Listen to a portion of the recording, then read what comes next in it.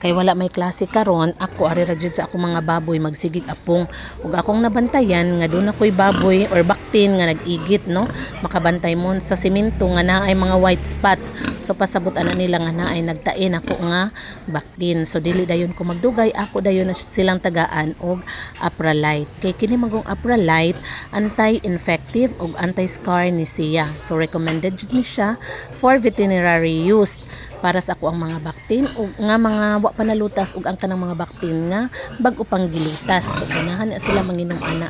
So ang ako din buhaton ang Apralite, ako ni siyang isagol sa tubig nga usa ka galon.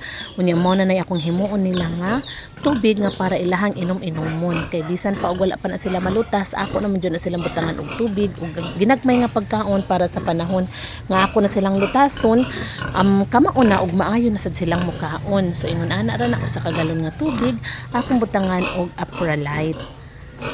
Kinahanglan gyud nga ato dayong tambalan, no, ato dayong tambalan kung doon na tayo mamatikdan sa atong mga baktin kay aron ang makapalit sa atong mga baktin dili magmahay nga diri nato sila nakapalit niya. Mubalik pud na sila palit sa sunod kung tan-aw nila maayo panglawas ang atong mga baktin nga ilahang napalit. So mao sad ko diri ako paningkamutan nga healthy gyud na ako ang mga baktin sa dili pa nakuhaon sa mga buyers para walay mahay kay mahal ba ang taon ang baktin, no, nya magmahay na sila kung mamatian ba natong baktin or maunsa dili katubo kay nagkalibangan kay kini biyang kalibangan, no, makapasahot kaayo sa mga baktin.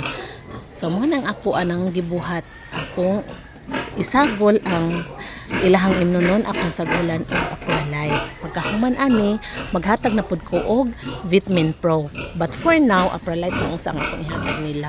Maayo na lang gani kay nahitabo ning ingon ani nga naay nagtain akong bakti na atol nga walay klase tungod kay Chinese New Year man karon, so walay klase holiday ta karon, so ari ta diri magatiman sa atong mga baboy. Ganahan jud ko magsige atong ani nila kay bisag nagtutoy pa nagsige na kog sumada pilay akong halin.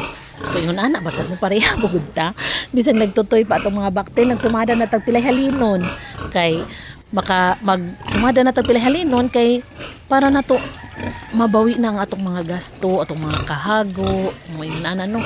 Kung ako palang unta ko na palang jud ta koy dakong lugar, layo sa mga balay-balay.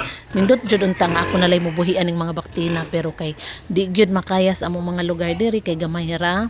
Unya, di sad nako makaya ang pagpakaon oy kay mga feeds biya karon mahal na, no. Unya, napa ko estudyante. So dili nako kaya ang kuan jud ron ang fattening. So kini lang usa akong pag-anay, hinahinay lang sa gyud kay may manggod ning anay ginagmay pa man ang ilahang kaon gamay pagasto sa pagkaon nga mga vitamins pa. So yun ana ang fattening di lang sa gyud ko tanawa ko mga baktin nga Apralite. See?